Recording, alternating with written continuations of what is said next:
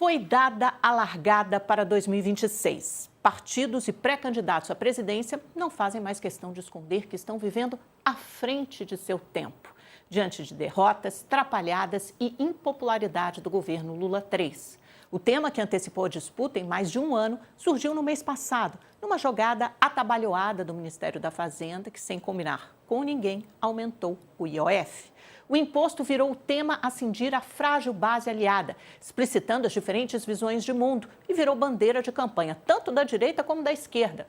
Cada lado expôs sua perspectiva em peças publicitárias nas redes sociais no fim de semana. O PT adotou o mote BBB, taxar bilionários, bancos e bets, o andar de cima, os moradores da cobertura, para assim isentar quem ganha até R$5.000 por mês. A direita respondeu por meio de outra campanha lançada pela Federação União Progressista, que atualmente, aliás, ocupa 4 cadeiras no Ministério de Lula, toda ironia é pouco. Acusou o PT de aumentar gastos e bancar com impostos pagos por todos nós, principalmente os mais pobres. Ontem, em uma manifestação esvaziada na Avenida Paulista, Bolsonaro pediu para darem a ele 50% da Câmara e 50% do Senado para mudar o Brasil e que, assim, eles mandarão mais que o presidente da República. Assumiu ainda que, nessas condições, não precisaria nem ser presidente. É um sinal importante em alguns aspectos. Vamos a eles. Primeiro, o projeto pelo Palácio do Planalto não garante mais por si só o comando do país para ninguém do espectro político. O sistema presidencialista está em xeque e, aos poucos, dá lugar a algo novo, um semipresidencialismo de fato, em que o legislativo assume funções do poder executivo. Nacos do orçamento com as emendas parlamentares, decidindo como e quanto gastar. De quebra, derruba vetos e decretos presidenciais dia sim, outro também, enquanto a presidência da República assiste ao esvaziamento diário de poder. É por isso, aliás, que o governo Lula vai recorrer ao Supremo, deve recorrer, a tendência é essa, para garantir sua prerrogativa de editar decretos e mexer em impostos regulatórios como o IOF e impedir, assim, mais um avanço, ou seria atropelo do legislativo. Segundo aspecto dessa declaração de Bolsonaro na Paulista ontem, ele se prepara para a reta final do julgamento no Supremo sobre o golpe de Estado. Ainda sem nomear um sucessor, o que só deve acontecer até o final do ano, segundo aliados políticos me informaram, reconhece implicitamente Bolsonaro que está fora do jogo. A semana será esvaziada no Congresso, com políticos importantes, inclusive Hugo Mota e Davi Alcolumbre, em viagem a Portugal, no que se convencionou chamar de Gilmar Palusa. É uma grande festa, o fórum promovido pelo ministro Gilmar Mendes. Aliás, ouvi de ministros do STF que a judicialização do IOF pode ajudar na construção de uma saída com uma pausa para reflexão das partes envolvidas. É isso, meus amigos, e só para lembrar, antes mesmo do governo entrar com uma ação, o PSOL já entrou com uma ação no IOF, sobre o IOF, questionando a constitucionalidade do Congresso derrubar o que seria a prerrogativa do Executivo. Então, de qualquer forma, isso já foi judicializado, chegou às mãos do ministro Gilmar Mendes, ele vai pedir para que Luiz Roberto Barroso, presidente do STF, redistribua para o ministro que ele já acha que é prevento, né, que teria a prerrogativa de assumir essa ação, porque já está mergulhado, já está debruçado sobre ações que tratam do mesmo tema, e seria Alexandre de Moraes. Será? Vamos esperar, então, de qualquer forma, vai ter emoção. Vamos dar uma olhada na agenda da semana para saber o que mais na economia pode mexer com o humor dos investidores. Aqui, Brasil, daqui a pouco tem boletim Focus, depois tem dívida bruta, PIB, mais dados das contas públicas, o fiscal, que sempre está no nosso radar, principalmente nas últimas semanas, nos últimos meses. Tem índice de evolução de emprego do CAGED, é o emprego com carteira assinada. Sexta-feira teve uma PNAD boa, né, o índice de desemprego geral.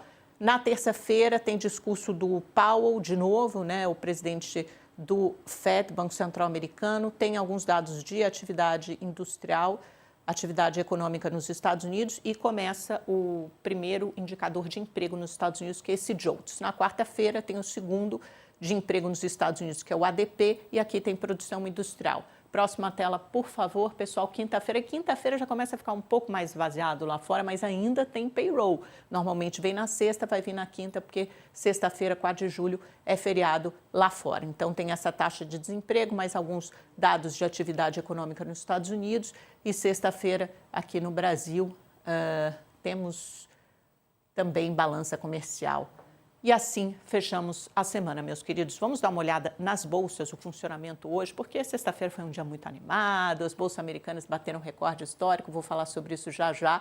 Continua animado na Ásia, Tóquio subiu 0,80 e China 0,59. Teve um bom dado de atividade econômica industrial aqui na China, ou pelo menos menos pior do que os investidores esperavam. Eles se animaram, só Hong Kong caiu 0,87. E agora na Europa, pessoal, na Europa, todos sob a expectativa, está no vermelho, moderadamente no vermelho, porque aquele prazo de 9 de julho que o Donald Trump deu para bater as tarifas, bater o martelo das tarifas, acordos comerciais e tarifas dos países ao redor do mundo, ele estabeleceu o piso de 10% para o resto do mundo, menos a China, até 9 de julho, e a partir daí, ou até lá, pretende confeccionar acordos com cada um desses países. Vamos ver se vai dar tempo. Paris cai 0,02, Londres 0,23, Frankfurt 0,08, Madrid queda de 0,14%.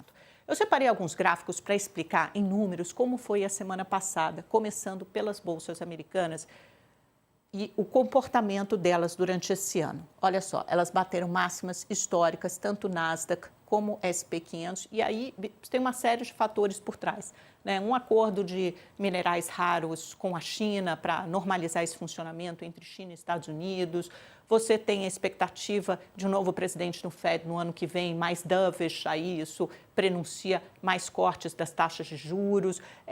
O fim desse conflito de 12 dias entre Irã e Israel. As tarifas não estão naquele patamar horroroso anunciado por Trump em 2 de abril. Aos poucos os mercados voltam àquele otimismo do início do ano.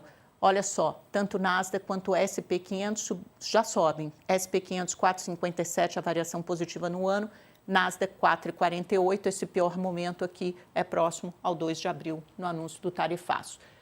Bolsas brasileiras, Bolsa e dólar no Brasil, quero mostrar para vocês, Ibovespa na semana, variação negativa de 0,18% pudera, porque a gente teve tanta notícia no fronte político que era para o Ibovespa ter descido mais. Como o exterior estava muito animado, de alguma forma as nossas ações acompanharam, também teve uma inflação menor do que previsto, o Banco Central sinalizando que chegou ao teto do aumento de juros com 15% e vai manter isso durante mais algum tempo. Algumas ações sempre se favorecem com esse movimento, portanto, leve queda do Ibovespa na semana. Dólar teve queda também, acumulada na semana, 23 do 6 a 27 do 6.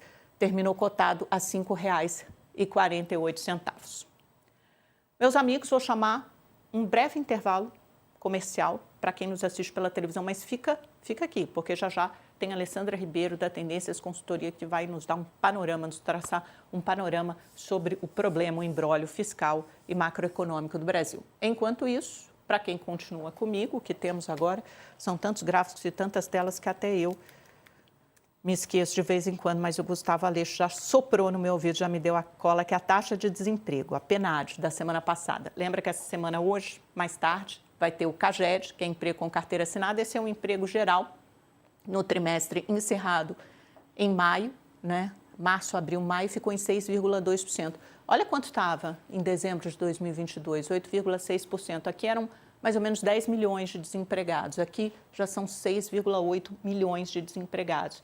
Estamos próximos à mínima histórica em mais de 10 anos de desemprego, superando até as estimativas dos analistas. Eles acharam que o desemprego fosse subir um pouco, dado o patamar da taxa de juros, mas a atividade continua muito forte, o emprego resiliente, com aumento da carteira assinada, com aumento também do salário, da renda média mensal, o que é muito positivo. Tem mais uma tela para falar sobre isso. Em números, 6,8 milhões de desempregados, quase 40 milhões com carteira assinada, 39,3 milhões de informais. Então, carteira assinada já está superando, o que é muito bom. Vou para umas rapidinhas aqui, antes de chamar a Alessandra e voltar do nosso intervalo comercial, sobre coisas palpitantes que estão fazendo preço hoje também no mercado financeiro. Primeiro, em relação ao Canadá, que voltou atrás na taxação de serviços digitais, uma lei que havia sido aprovada ainda no governo anterior de Justin Trudeau e queria taxar as Big Techs americanas prestando serviços em território, em solo canadense. E essa tarifa ia começar a partir de hoje, valer a partir de hoje, essa taxa de 3% retroativamente, voltando até 2022, o que significaria bilhões de dólares em despesas para empresas como Google, Meta e afins. Obviamente, isso foi alvo de um intenso lobby de convencimento no Congresso e junto à Casa Branca. Na sexta-feira, Donald Trump estrelou, disse nas redes sociais que ia acabar, ameaçou a encerrar negociações comerciais com o Canadá, ameaçou com tarifas maiores para um dos principais parceiros comerciais dos Estados Unidos. 1/5, mais ou menos, da atividade econômica, da economia canadense depende desse comércio com os Estados Unidos. Você vai ter uma provável retração do PIB no segundo trimestre no Canadá, já por causa das tarifas, e é possível ainda um risco de uma retração no terceiro tri. O que eles fizeram hoje? Mike Carney revogou essas tarifas, telefonou ontem para Donald Trump e os dois conversaram, então é possível que a gente ouça a Casa Branca se manifestar hoje também. Mas a Casa Branca está totalmente voltada para quê? Para aprovação da Big Beautiful Bill, que é a principal lei, projeto de lei de política doméstica, econômica do governo Trump. Já passou na Câmara, está em discussão no Senado, ontem passou por uma primeira votação, hoje tem discussões que devem se arrastar o dia inteiro sobre emendas. Pausa, voltamos, pessoal da televisão já se reúne ao pessoal do YouTube, do UOL, da internet. Nós estamos falando aqui sobre a Big Beautiful Bill do Donald Trump, que pode aumentar o déficit, que deve aumentar, segundo o Comitê de Orçamento do Congresso, o custo adicional, o aumento da dívida americana na próxima década, nos próximos 10 anos, será da ordem de 3,3 trilhões de dólares. Isso do projeto no Senado, se for aprovado como está. No da Câmara, o custo adicional seria de 2,4 trilhões de dólares. Ou seja, os senadores expandiram esse gasto. O que isso prevê? Basicamente, você manter as isenções de taxações, de impostos que beneficiam principalmente os mais ricos. Isso foi instituído em 2017, no primeiro governo Trump, iria expirar agora. Donald Trump quer prorrogar isso, quer trazer novas benevolências e benefícios para uma série de classes, como as gorjetas dos garçons, que não seriam mais suscetíveis à taxação. E, por outro lado, quer cortar programas de assistência social, como Medicaid, Medicare, Obamacare, que pode fazer com que quase 12 milhões de americanos percam seu direito à cobertura de saúde até 2034. Isso vem pegando muito, inclusive até alguns senadores republicanos, da mesma forma que aconteceu na Câmara dos Deputados, porque nos seus distritos, nos seus estados, pegaria muito mal junto ao seu eleitorado, porque, obviamente, isso atinge a camada mais pobre